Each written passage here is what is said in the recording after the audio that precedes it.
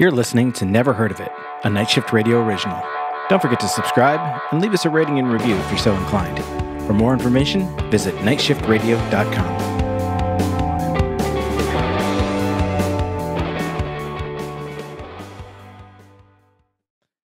So I've realized something recently. Yeah. You know how I took that trip? You know, because you saw me. Because I physically saw you in person. Yeah. Yes. Yeah. And I'd gotten cash out for the trip because I was anticipating needing to pay cash tolls. Sure. Not realizing that the New York State Thruway has essentially, at least for now, if not permanently, I can't see them going back to it. Yeah. Okay. Good. Yep. Done away with cash tolls. Like, that's brilliant. Yeah. Also, like, totally unrelated side note, it appears that the tolls have reduced significantly because like, there was a bunch of like service fees and stuff like that because they had to bill the rental car company, who then billed me. Like, yeah, okay, fine, it's whatever. But my one-way tolls from the state line to Syracuse was like just over $1, like a quarter at least of what it would normally have been. Oh yeah, I mean, I remember going from here to like Buffalo, which is like a 4-hour drive, and it being like $7. Yeah, it's easily at least like $4 to $5 making that trip. And there's the two segments, because there's either side of Buffalo, like the Buffalo City area being the only part where like you're exempt from the toll.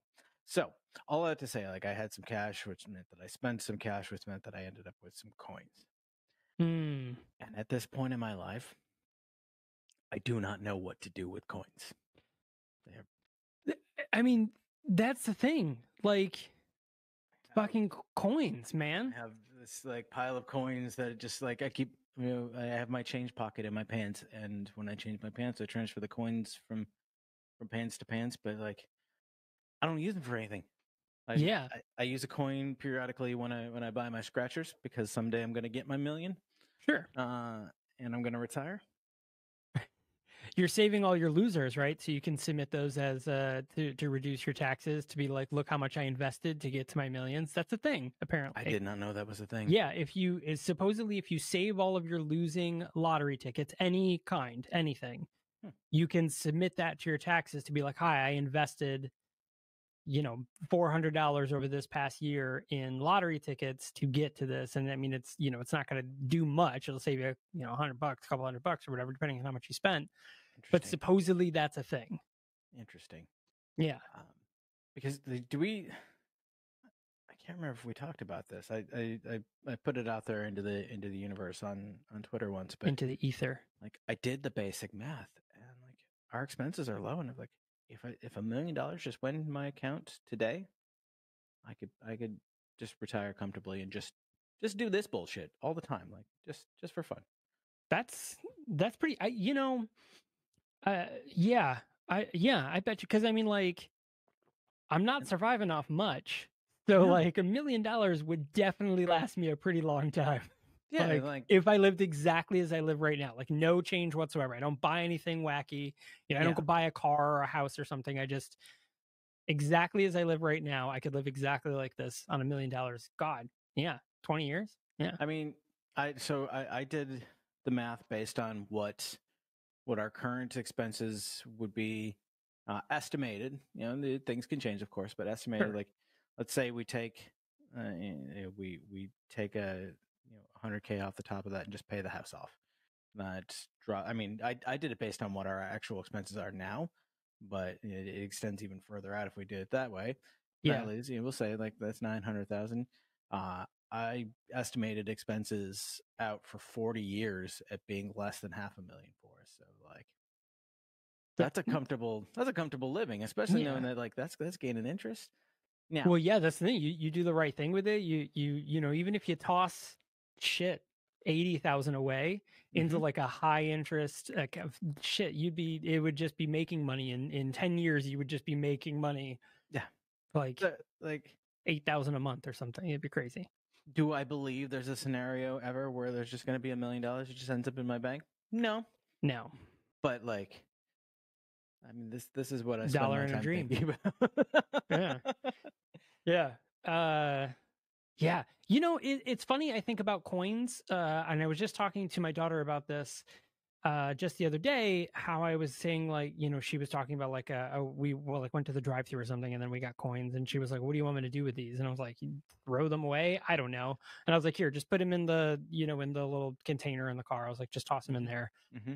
And she was like, "Okay." And I was like, "Why do we still have coin like, I mean, right now we're white men about to be in our 40s. The only coins, people like us care about are Bitcoin or Dogecoin. So, like, what do I need an actual quarter for? Well, as a Fucking, Cozy Grove player, I care about Wolf Coin. you care about Wolfcoin. So, as a Genshin Impact player, I care about Mora. That is the currency of the realm, as they say. You know, think about this, how like it's really mostly in the US that like not using cash at all is a fairly common thing, and like even like that's even more like recent. Yeah. um and like if I travel, I'll get out cash, so I can have like I feel like I have more conscious control over my spend. Like I know how much I have because I physically have it. Yeah. um And just in case, because like you don't know if you're going to come across some place that's like cash only, like when you're out right, on a vacation, totally get it. right. And I wonder, like, would it make sense for me to go back to like that kind of lifestyle? And I just can't picture myself doing that because I've been all in on just like I don't carry cash. I just have my my debit card or my credit card, whatever, and that's made my life easier.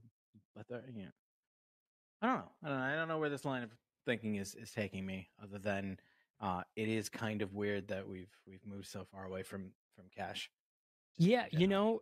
so a very long time ago, I worked in a kiosk in the mall, Hmm. and the guy that owned this kiosk, um, he owned he just owned a bunch of businesses. Like he owned this restaurant called Nothing But Noodles, I which was remember do that you place. remember Nothing But Noodles? It Yes. was basically just a restaurant that just had noodle recipes, and it was great. The food was actually really freaking good, and I loved it. And it was supposedly a chain restaurant, but I guess it went away.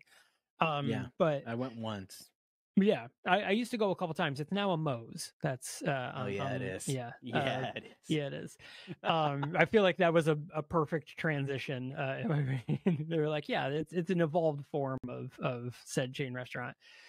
But I remember I was in my early 20s. I was like maybe 21, 22 when I worked for this guy, and I remember him telling me like, you always have to keep $400 cash on me. And I was like, you don't even pay me 400 a week.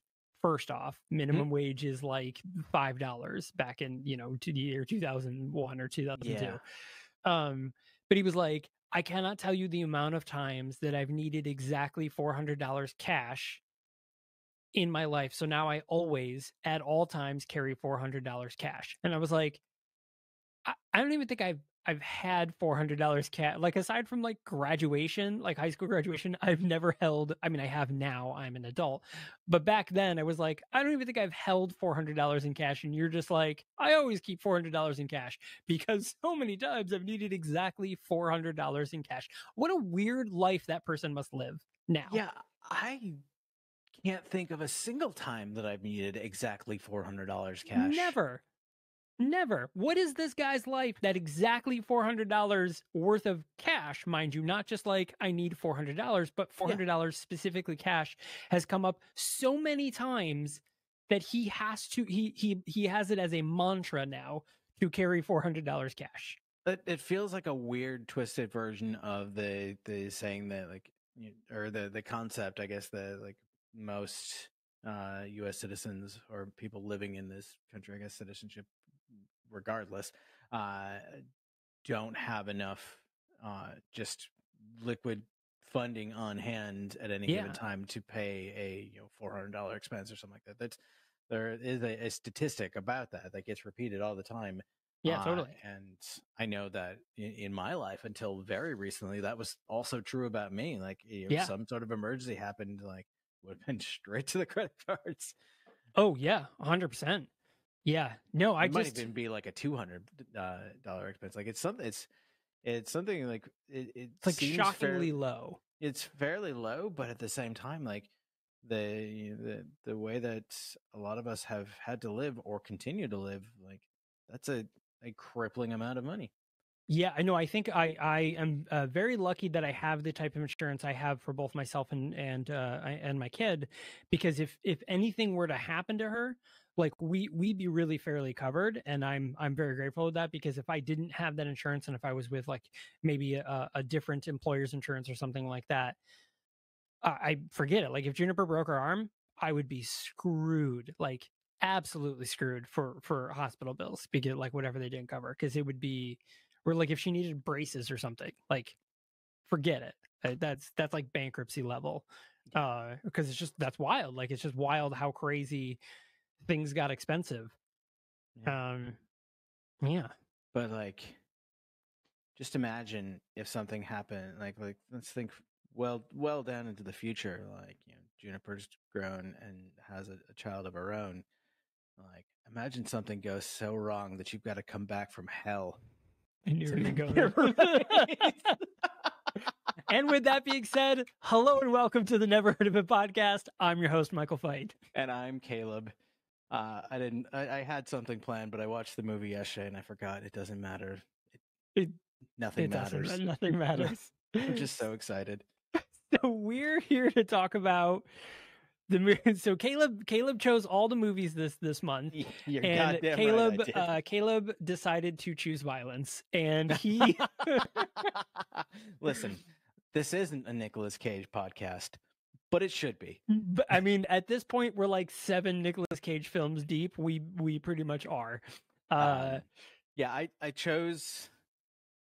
You asked me, like, do you want to pick this month? And without hesitation, I said sure, but it's going to be all Nic Cage.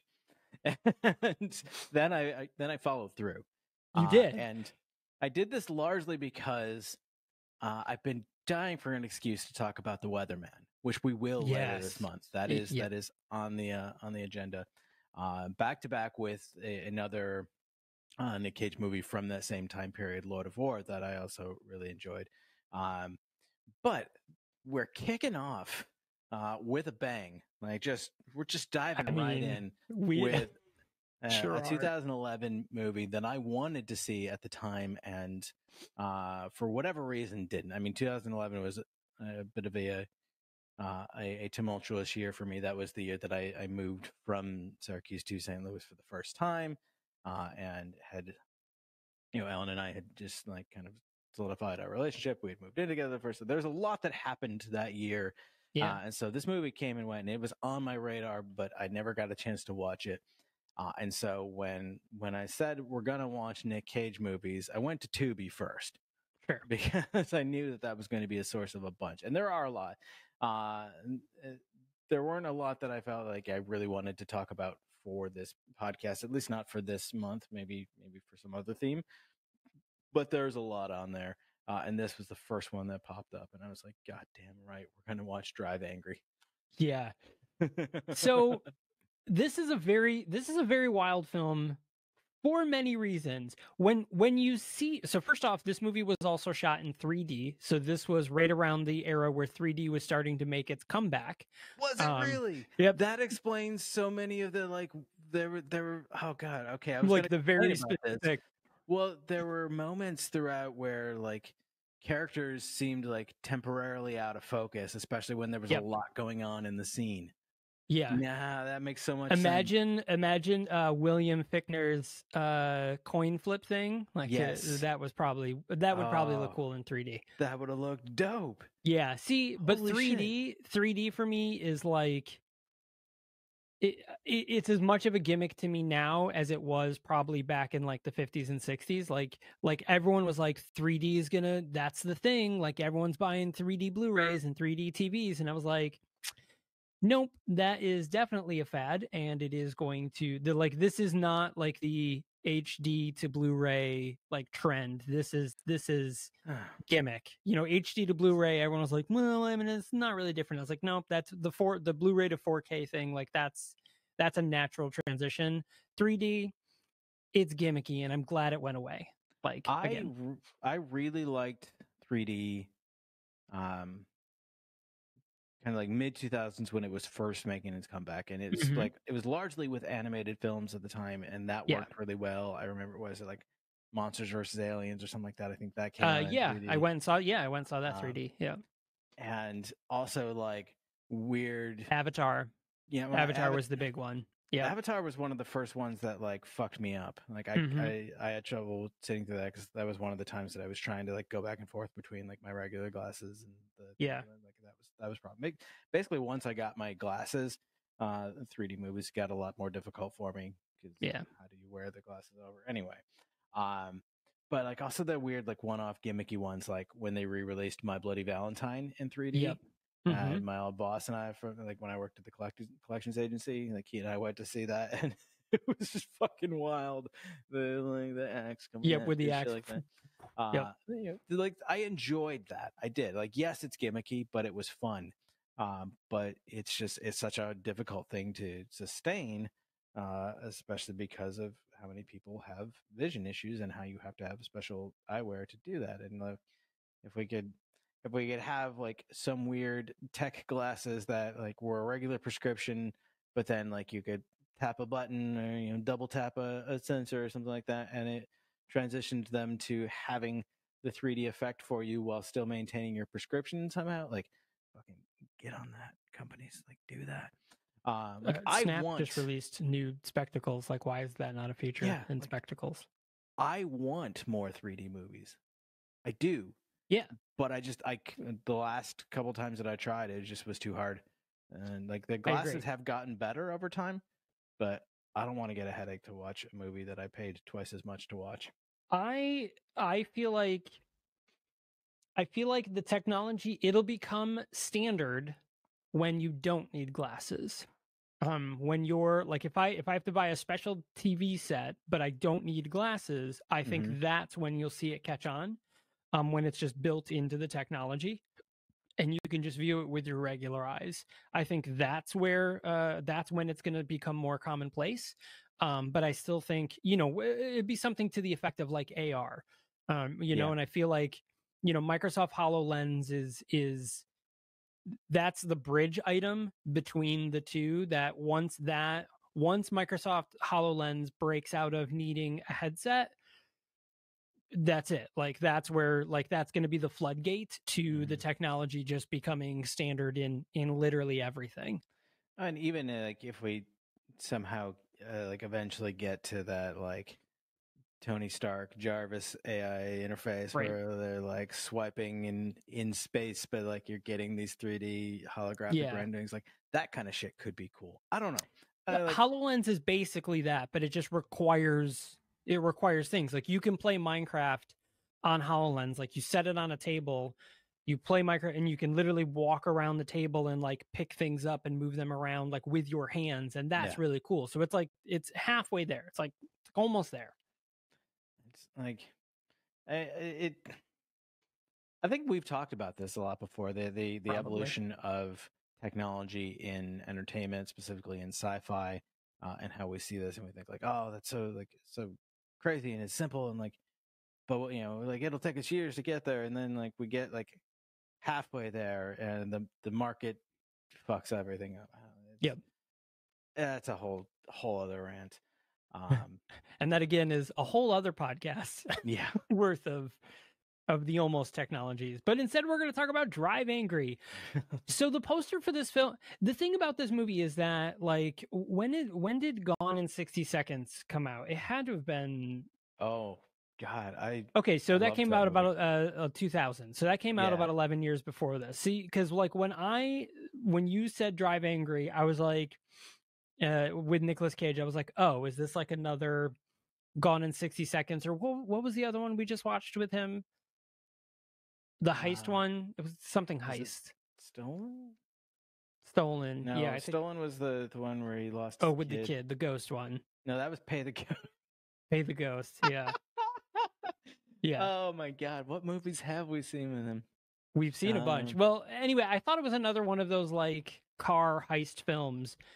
Like, because it says like a vengeful father escapes from hell, and I'm like metaphorically or actually, and chases after the man who killed his daughter and kidnapped his granddaughter. But this movie really is about Nicolas Cage escaping from hell. So the movie starts off with the dumbest CGI cartoon, and it's like, and there's like this voiceover that's Yep. like, there's this crazy prison and like only one guy's ever done it and people will do it all the time or something. And I'm like, wait, what the fuck is going on right now? The character that, oh god, what's his name? I have it up. No. Uh, William Fichtner. yeah, William William Fichtner, the Fichtner. So William accountant. Yep. Fichtner's character, the accountant, does this monologue at the beginning. It's all about like throughout history, there's been some badass motherfuckers, Right. and the badass motherfuckers think that they can escape me. But the thing about badass motherfuckers is they never drive fast enough. Something so stupid. Since the birth of time, humanity has endeavored to restrain evil men in prisons. But since Cain fled the murder of his brother, evil men have fled the walls of punishment. Already, this story is all over the place. Yep. So it doesn't matter if you're a badass motherfucker on the run, because you think you're better than everyone else and somehow entitled to do what you got to do. Wait, who are you talking about? No, because you see badass motherfuckers are never fast enough. In the end, they will all be accounted for. Foreshadowing. He's the accountant. And then you see this, cheap CGI car drive. Why do they have cars in hell? How is it so easy to just drive up a road and be out of hell?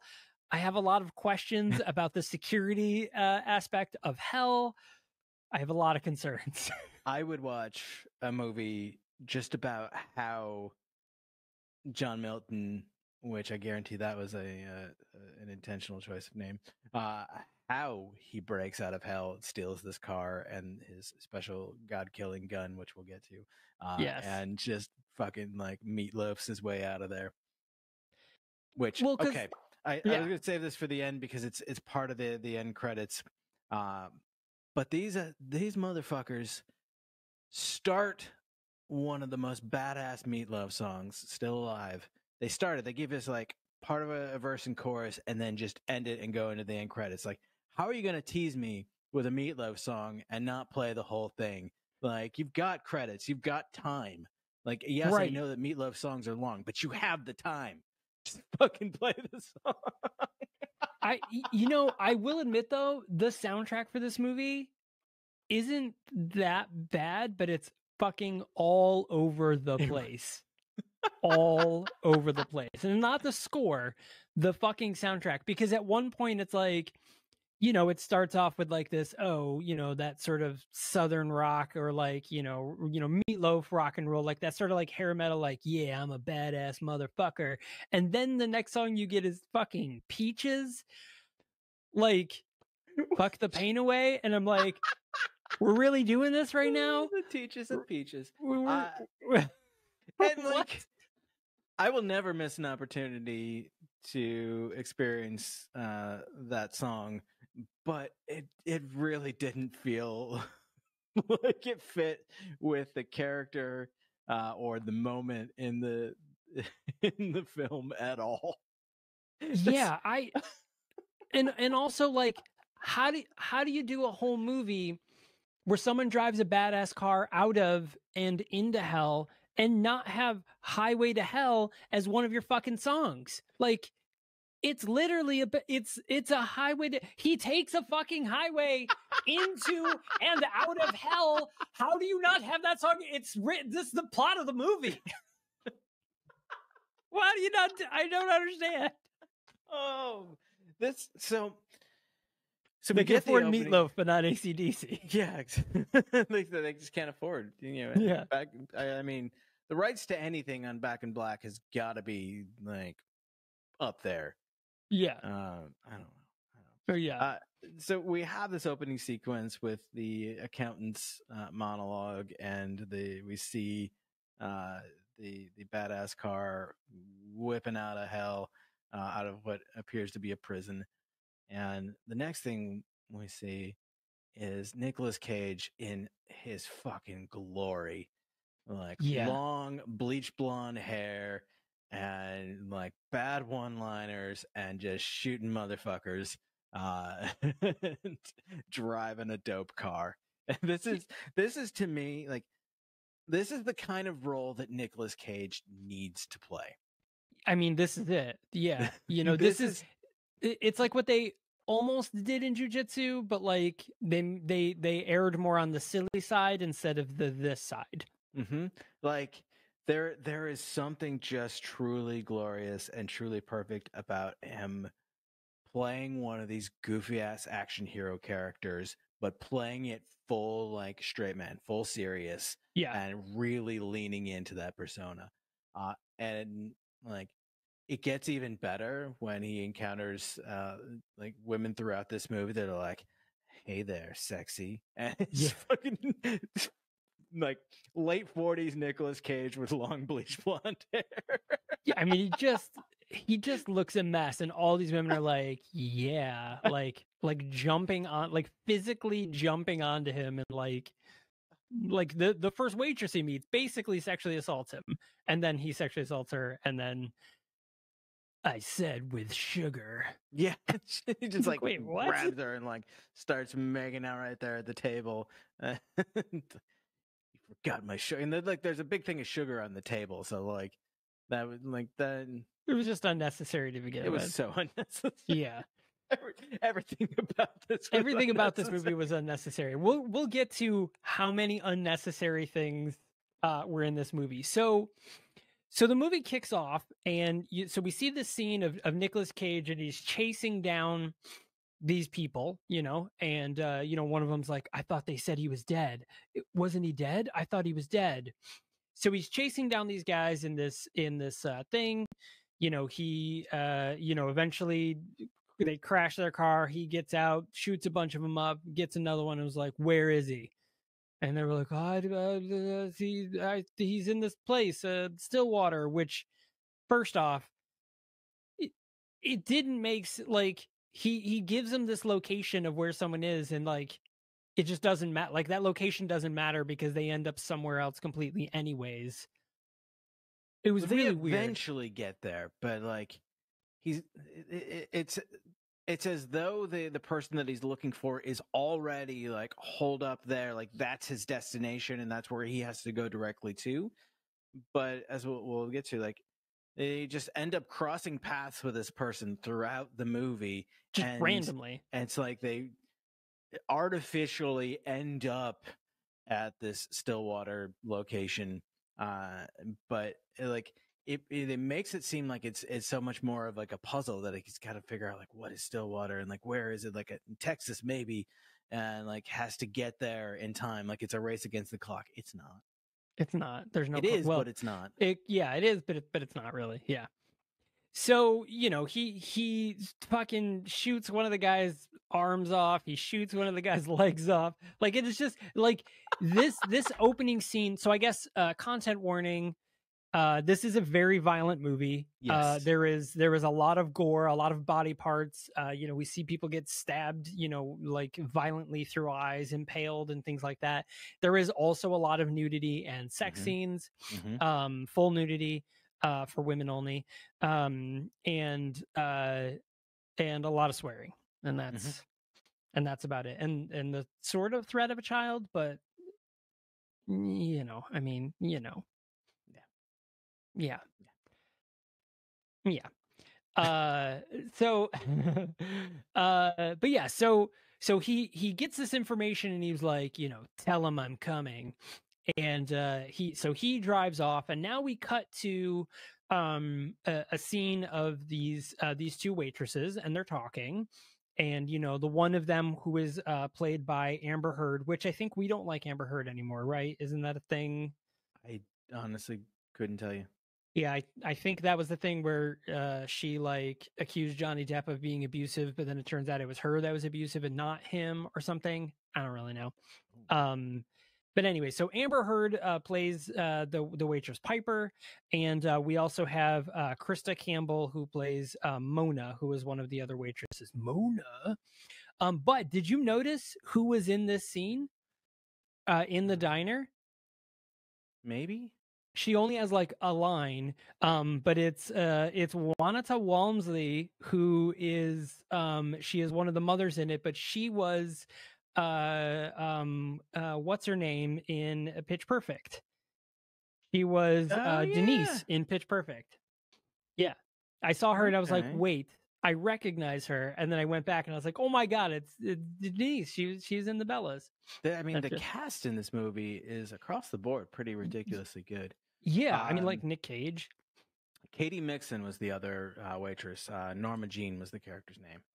Oh, who was Krista? Who was Mona? Was she someone else? Don't remember who. Oh, you're right. You're right. Mona, I think, might have been one of the cultists. Yeah, she's the one that gets kicked out of the back of the RV. That's right. Yeah. And then, so we have William Fichtner, who he was in, I mean, he's been in a lot of great things. He was in Crash, Armageddon, Black Hawk Down. What else? Veep. He's the bank manager in The Dark Knight. Yep. He was a voice actor in Turok. That's awesome. And then we also have Billy Burke. And for those of you guys that remember our when we did Twilight, Billy Burke, of course, plays Charlie Swan, the dad of Bella Swan. But also David Morse is in this movie as well. Can I admit to you something? Yeah. I didn't remember doing Twilight. Yeah, we did it on the 10th anniversary. We did it on the 10th anniversary. I remember now, but until you said that, I had completely blocked it out of my mind. I was like, oh, this guy was in the Twilight series. Okay, whatever. I've never seen those. No, I have. No, you have. You saw the first one. And then David Morse was in The Green Mile. He's in The Hurt Locker. He plays Jodie Foster's dad in Contact. Mm-hmm. He was also in 12 Monkeys. He's been in a lot of other cool things. And then later, though, we actually are introduced to Frank, who is Piper's fiance, who is played by Todd Farmer, who wrote this movie. He wrote the screenplay for this movie. Yeah, he wrote a lot of. He also wrote My Bloody Valentine in 3D, the remake of that. He wrote Jason X. He wrote The Messenger, Trick. He wrote a lot of these these sort of films. So nice. Yeah. So we're introduced to Piper and Norma Jean are, just chatting. They're while they're working, they're just chatting.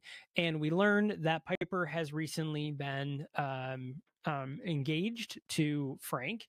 And as we're looking around the diner as they're doing work, we see two specific people. One, we see Nic Cage sitting alone, sitting at the end of one end of the diner. Mm-hmm. And then another one is some other, creepy dude who is there. And he is just kind of like being suspicious. So before we get into now the cast is coming together, let's go ahead and take a quick commercial break. And when we come back, we will dive into that. But before we go, while you guys are here, it would be awesome if you hit subscribe on your podcast player of choice, subscribe or follow or whatever it is. Yeah. And then, of course, if you're watching on YouTube, like, comment, and subscribe. Make sure to share this video, send it out to your friends if you are a fan of that. And I know we mentioned it last week, but it is officially approved. We are available on Pandora as well. So that means we are on all the major networks. So we're on Pandora and Spotify and iHeartMedia and Apple and Google Podcasts and Stitcher. So we are on all of the major podcast platforms. So if you're like, oh, I like listening to your show, but I normally listen to things over on this thing, we are on that thing. So go ahead and head over there. And, if the platform allows it, leave a rating and review. It's super helpful. Appreciate it. Yeah, absolutely. All right, we're going to jump to a break. We will be right back. Looking for something heroic in your life? Go check out our friends at the Superpod HeroCast. They're guys with beers talking about movies with capes.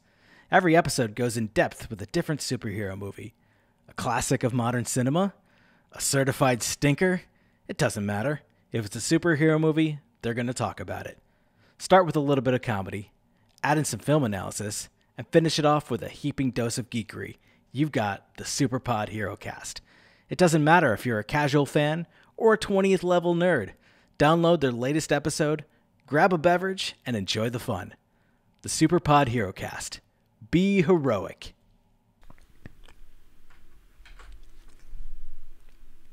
Second Edition 1 is Night Shift Radio's Battlestar Galactica fancast. Each week, Battlestar veterans Caleb and Kitsy revisit, and newcomer to the show, Andrea, watches for the first time the 2004 sci-fi series Battlestar Galactica. They've just entered their third season, which means you've got 2 full seasons of sci-fi gold to binge if you want to watch along with them. Whether you're the commander of a soon-to-be decommissioned battleship, or were recently promoted to president of the 12 colonies. Join Caleb, Kitsy, and Andrea as they make their way through the Battlestar Galactica universe one episode at a time. Watch Battlestar Galactica free on Peacock and find Second Edition 1 at Second Edition 1 throughout the podcast.com or wherever you get podcasts. Hello and welcome back. So all of our cast of characters are together. Well, sort of. I mean, it's all happening. It's all coming together. Yeah, Nic Cage briefly makes out with Norma Jean and drinks his coffee and then leaves. He's looking for. He asks her like if she knows where a Stillwater is. Like maybe in Texas. She's like, oh no, honey, that's not in Texas. That's in Louisiana. And he's like, is that your car out there? She's like, no. He's like, is it hers? Like, there's a 69 Charger out there that's pretty badass, and he's got his eye on it. Turns out it's Piper's, and Piper, as you said, had recently been engaged to her boyfriend Frank, but she gets sick of being groped one too many times by the owner of Fat Lou's Diner, Fat Lou. That is how he's credited, and we are not fat shaming. That is literally his character name. Yep. He's a disgusting man who gropes and makes innuendos at his staff, and she fucking just about rips his balls off and then quits.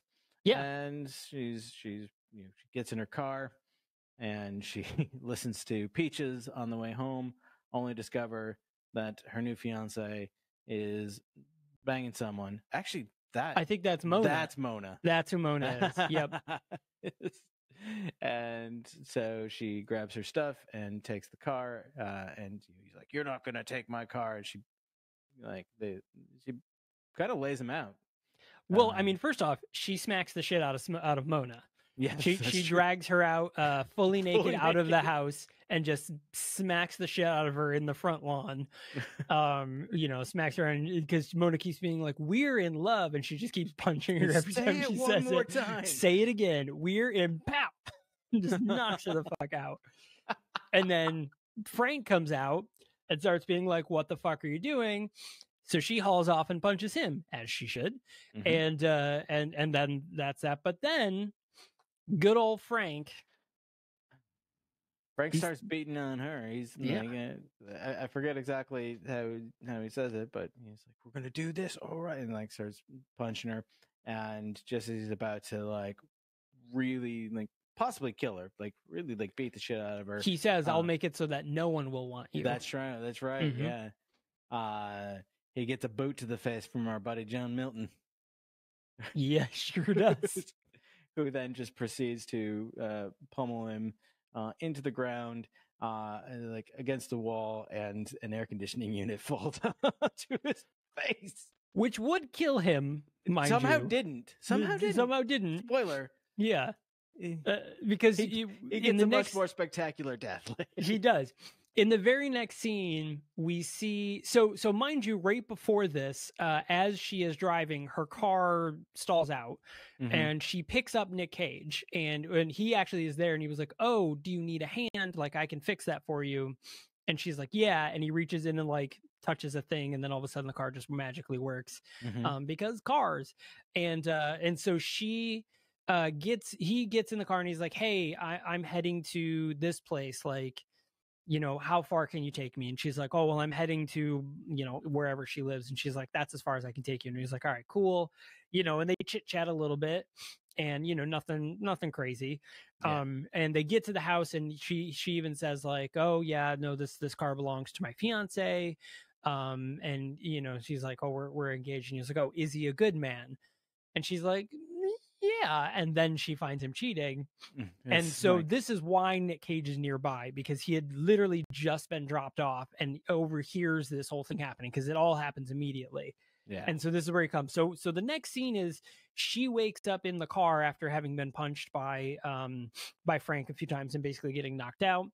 He's driving, because she had mentioned, oh, I'm heading to Florida. I'm gonna go to Florida for whatever reason. I think she said like her parents live there or something like that. So Yeah. she's heading to Florida. You're not gonna find anyone better than me in Florida, in Texas, maybe, but not like Right. Frank. Very like it is really like setting that bar high. He's very self-actualized when you think about it. He was like, listen, I'm a Texas 7, but a Florida 10. Like that's where Frank lives right now. But Milton says to her like, "Hey, I heard you mention Florida. I need to get to Louisiana. Can you take me as far as there?" And she agrees. But all this while, they're being slowly but surely pursued by the accountant on foot. He stops first at Fat Lou's and sniffs the air, and like, "There's a man here, 6'1", looked out of place." And Norma Jean is like, "Yeah, I mean, he was here. He went that way, on foot." And the accountant just walks away. Yeah. And he's always like he's inexorable. He just keeps going, but he's always one step behind. So he reaches Frank's place after the Milton and Piper have already left, and he's like, "There was a man, 6'1". He was here." And Frank's like, "Call the cops. You're not a cop." And I forget why, but the accountant just decides to fucking kill him. It's great. Like, Frank threatens him with this Kentucky stick. It's a Louisville Slugger. And the accountant takes it, snaps it in half, jams one through his shoulder to pin him to the wall to interrogate him further, and then shoves the other sliver of it right through his fucking eye. It's one of those 3D scenes. He throws it and we see it like coming towards the camera, and then it stabs him right in the eye. Just as a couple of local police, because this is all in Colorado apparently. The locations are really like skewed throughout this movie. It's very confusing. Yeah. To get from Colorado to that would take days of driving. Like, America's big. And so like he walks out just in time to see the cops that Frank had called finally showing up, and they're like, "Are you Frank? Called about an assault?" Like, "No, he's in there." Yeah. Which is great. One cop goes in and sees the body and is immediately like, "Holy shit, what have I gotten into?" And he walks out like, gun drawn, like, "Put your hands in the air."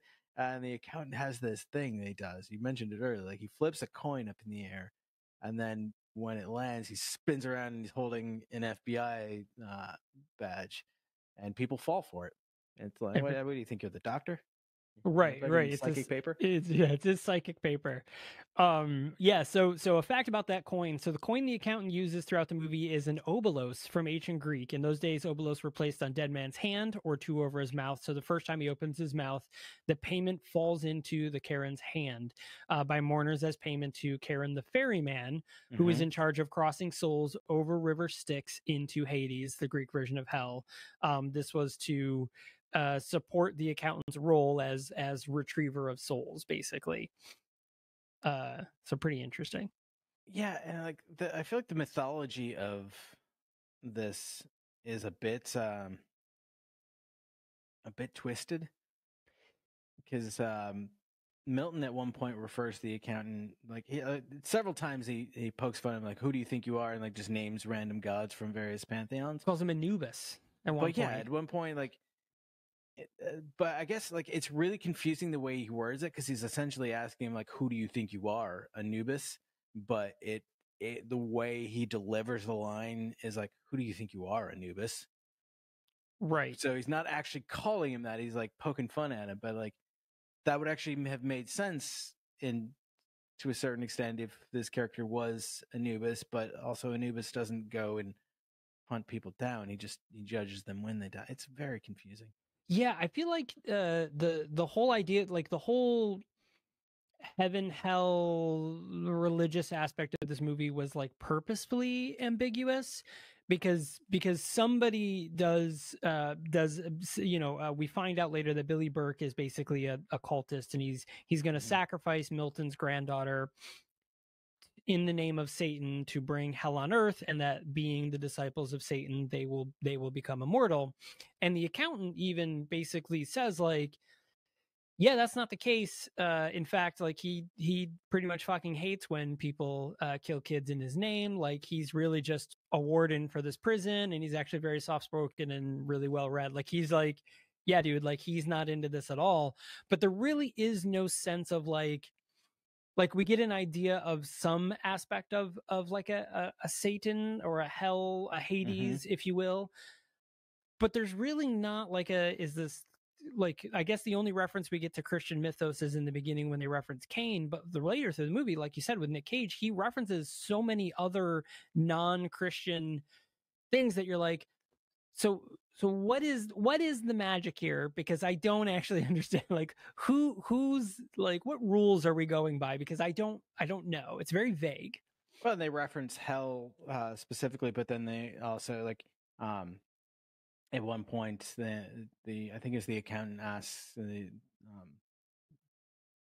asks Milton about the experience of burning.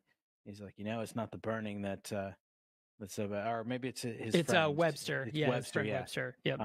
It's not the burning that's bad. It's the video feed, and he talks about being able to see all the terrible things that happen to your loved ones that you can't be there to stop, and that's how he knows, because he died before this all happened, obviously, but that's how he witnessed his daughter being assaulted and killed, and the granddaughter being taken, and he knows that it's by this cult leader who and he knows that the plan is to sacrifice the granddaughter, and all this because he could see it from his prison in hell, uh, and so that's what drove him to escape.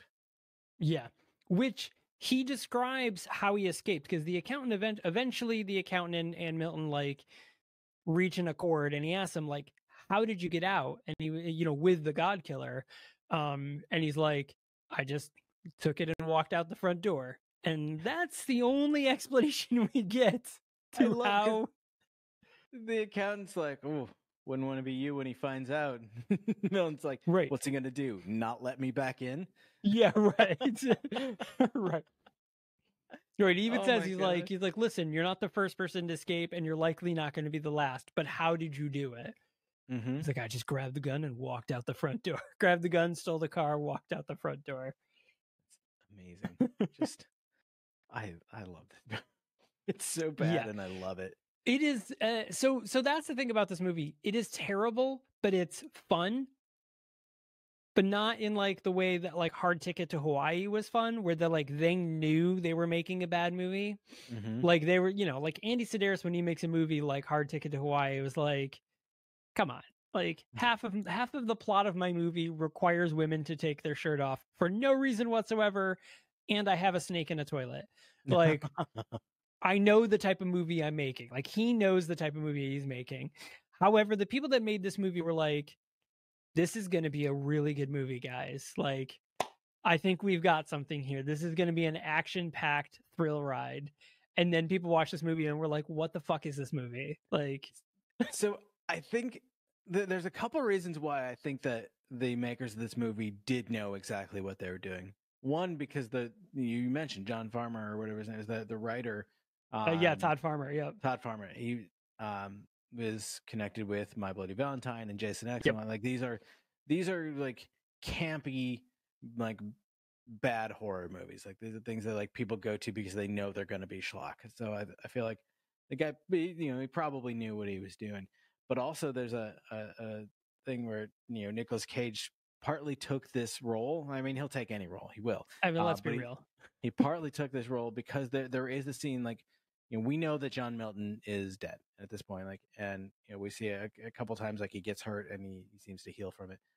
There's a part where Jonah, the cult leader played by Billy Burke, shoots Milton right in the fucking eye, Right and seems to through the kill him fucking eye. right through the fucking eye. And of course, like he recovers from that and eventually like heals from it. And it's gross and it's awesome. It is awesome.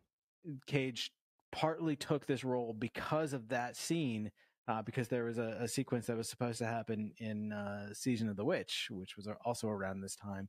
Yep. But they cut that out because they wanted PG-13, and he wanted to play a crazy part where like they were just saying like fuck it, let's go for the hard R and let's do this kind of just absolutely batshit stuff, and like let's shoot me in the fucking eye. But like that's not even the craziest part of Nic Cage. It's not. So now that Piper and Milton are together, they're heading off this place and they stop at this bar called Bull by the Balls. The Bull by the Ball. The Bull by the Balls, which fucking great name. So anyways, Piper ends up picking up some, she's like, oh, I'm going to go get this waiter. She ends up like pulling this waiter and getting him naked and making him paint her toenails while she is completely clothed, which is fucking good on her. That is amazing. And at one point he's like, are we going to like do it? It depends on how good you do with these toes, honey. Just great. In her like just terrible and inconsistent Southern accent. Yep. That's only for those specific lines, and then the rest of the time it's a normal accent, or a northern accent. And then Milton ends up sleeping with the other waitress, Handy, who so Candy and Milton are now doing it, and we hear them through the walls of Piper's thing, and it cuts back, and it's Nic Cage sitting on the bed with his arms behind his head, smoking the biggest fucking cigar in the world. It's great. Fully clothed, while Candy is completely naked, just going to town on him and being like, oh my God, this is the best thing ever. And she's like, aren't you going to take your clothes off? And he says, I never take my clothes off until I'm ready to come. What does he say? No. He says, I never disrobe before a gunfight. Because he knows that it's coming. And just then, a bunch of the cultists start bursting in through the door and the windows and stuff. And like, he hangs onto her with one arm and like keeps going while he's killing all these motherfuckers. And she's just like, what? And so after the scene happens, like, mind you, he is still like banging this girl while shooting all these people. And later, like, the real cops come and they find her like huddled in a corner, and she was like, he was killing them while he was fucking me. That's never happened to me before. Has it happened to you? And Sheriff was like, no. Get her a psychologist, get her a shrink. Oh my God. That was just fucking insane. The list of like trivia and fun facts and stuff like that about this movie is so long. I feel like you could do a whole podcast episode where you just like read these and like react to them step by step. Yeah. The idea that Nic Cage wanted to shave his head and have like a full like skull tattoo, and they talked him out of it. And they're like, Nick, please no. And he's like, no, I think this would be a really good idea. And they're like, no, hey, how you are is fine. He's like, so he's like holding the razor to his head, and they're like, hey, maybe not. He's like, no, it'll be fine. It's fine. It's fine. I got this. It's just fucking wild. So good. So here's all the wild things that are happening. So the accountant is coming after Milton to bring him back to hell because he escaped and he stole this gun. Basically, this gun called the God Killer. If you get shot by the God Killer, you don't die. You literally cease to exist. You don't go to heaven. You don't go to hell. You're just erased off of the face of Earth.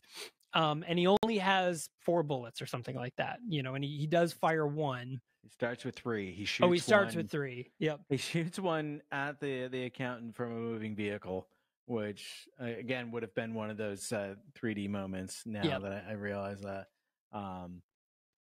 which when kind of a bold move, especially knowing what what this weapon would do if it Yeah. actually connected, but it just kind of like grazes the accountant's cheek. Yep. And so the accountant's coming after Milton to get the gun and Milton to bring him back. Milton is off to kill this satanic cultist who has his granddaughter and is responsible for killing his daughter. And so he is going to sacrifice the grandkid at midnight on the full moon. So Milton's basically going to stop this and save the grandkid. Mm-hmm. Meanwhile, because of the whole Frank thing and at the shootout at the Bull and Bear, Piper ends up killing these two cops that the accountant picks up to help him basically track down the one. He was like, no, I'm FBI, come with me.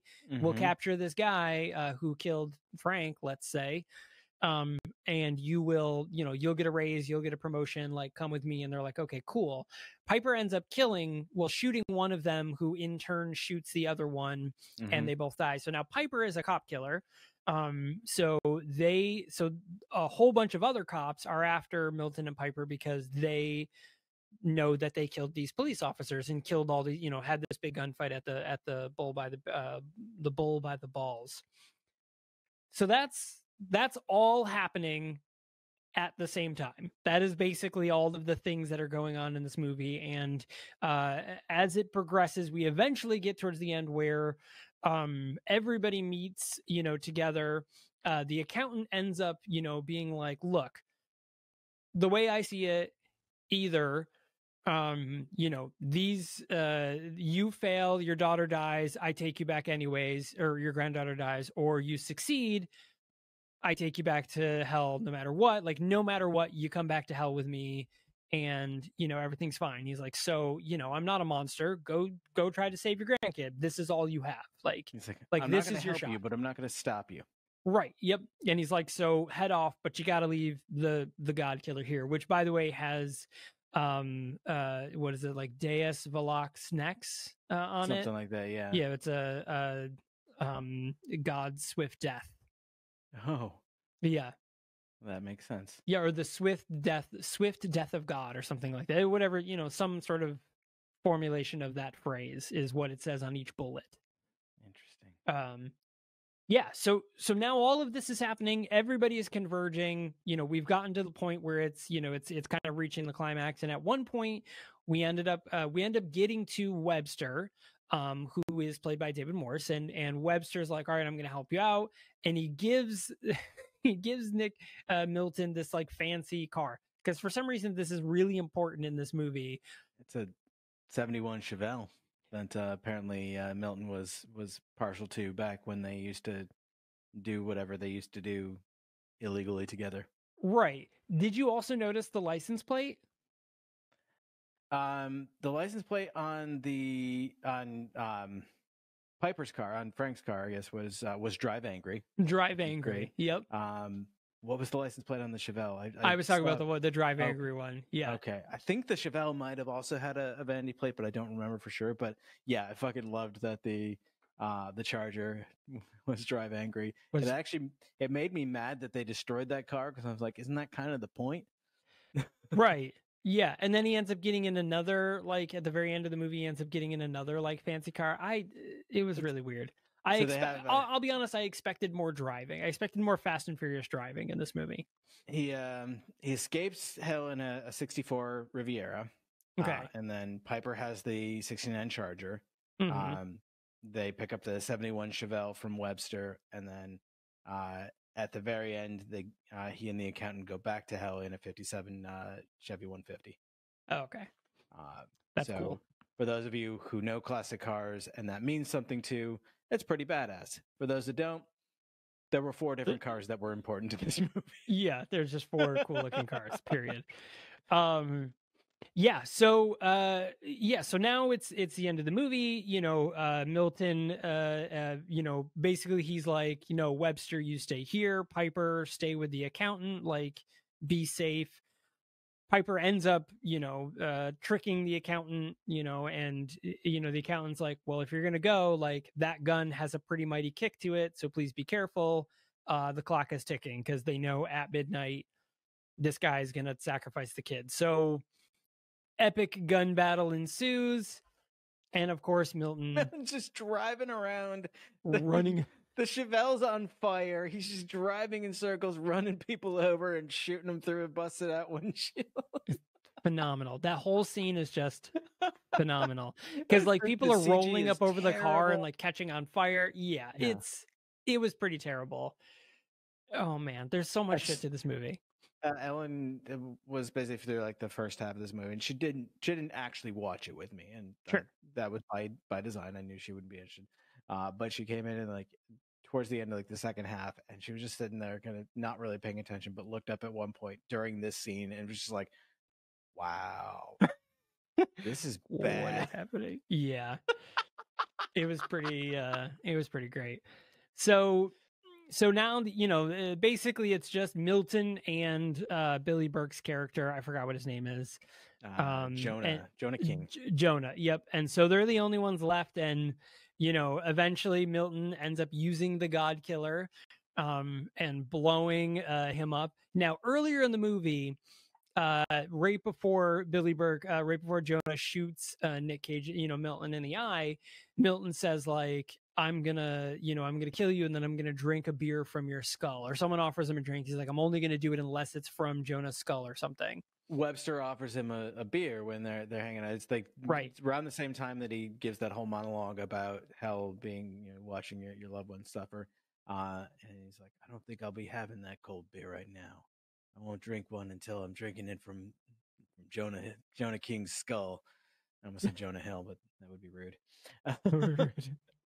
To Jonah King's skull. And so Milton shoots Jonah with the God Killer and like blows him like into pieces, but also like out of existence, except for the like just the like top portion of his skull, including like part of his jaw and whatnot, and it's bloody and it's gross and like everything's been melted off it. It lands on the ground, and Milton pours himself a beer and brings it out of the skull, right out of his skull. The accountant's like, "Well, it's time to go back." Yep. And he's like, "All right." And he ends up putting the skull in the inside of his jacket, like he was about to throw it, and he was like, "No, I'm gonna keep this. I'm take this. I'm gonna take this with me." Nice little, you know, you don't want to throw away a good cup, right? I mean, it's a souvenir, you know, in his jail cell. It'll be fine, you know. Have a nice beer while he's watching his daughter die over and over and over again. I guess. Oh my god, fucked up. And so they get into the car and drive off into the sunset that is hell. And we get our Meatloaf song, and that is the end of the movie. So should you watch this movie? Fuck yeah, you should. Fuck yeah, you should. This movie's so fucking crazy. It is so crazy that it is totally worth watching just for how absolutely batshit insane this movie is.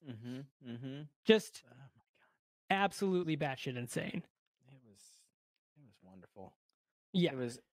It was exactly what I hoped it would be, honestly. Like having known that this movie existed since 2011, but not seeing it, finally getting a chance to watch it. It was exactly what I needed it to be. And yeah. So it was the perfect kickoff to our month of Nicolas Cage movies in June of 2021. Oh boy. Yeah, so that's the film. If you have not watched the film already before watching this episode, it is available streaming for free on Tubi TV. It's probably other places, but that is where both Caleb and I watched it. It's a free service. You just go to the website and type Drive Angry, and you can just watch it for free without having to sign up or anything. It's great. It's great.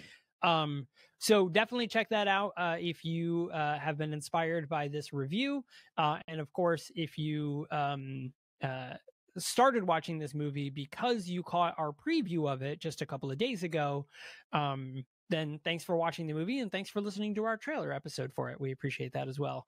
Yeah. And of course, if you at all have any suggestions for movies, please visit nightshiftradio.com, or I'm sorry, thenahoit.com. That's the NHOIT.com. And if you scroll down to the bottom, outside of being able to see all of the wonderful Nicolas Cage films we're doing this month, you'll be able to fill out a contact form and be like, yo, watch this movie. And then we will. And it'll be great. Yeah, we will. Yes, we most definitely will. Yeah, so that'll do it for this episode. Hey Caleb, thanks for this month. You're welcome. I'm gonna be excited. It was very funny when you were like, I was like, hey, do you want to do that? And you're like, yeah, but it's gonna be all Nicolas Cage. And I'm like, okay. And then like 4 seconds later, you had exactly 4 Nicolas Cage films like ready to go. You were like, this one, this one, this one, this one. I was like, okay, It here we really go then. wasn't hard. I mean, the second half of the movie, or the second half of the month, Weatherman and Lord of War, I knew without a doubt that I wanted to watch those movies. It was just a matter of finding where they are streaming, and Yeah, you'll be able to find that information on thenahoy.com. But the first two, like I said, I went to Tubi and like Drive Angry, okay, and then I think it's Outcast. I'm like, this is gonna be bad, and I can't yeah, wait. it's gonna be So super like, exciting. it was really easy. I mean, there's so many to choose from. The man is fucking prolific. That's a word for we could use. Sure. Um I think Nicolas Cage needs to learn to say no. Uh I just I just hope that he's finally able to enjoy the fruits of his labor, and that like the money isn't all being funneled to like pay like back debts and shit like that. Like yeah, I hope that he's able to like actually live a good comfortable life, agreed. because you know what, at this point he's fucking earned it. I mean, after a lot of the movies we watched of him, he definitely deserves to He's just earned it enjoy it. several times over, let's be Yeah. real. Yeah. So all right everyone, thanks a lot for watching and we will see you next week.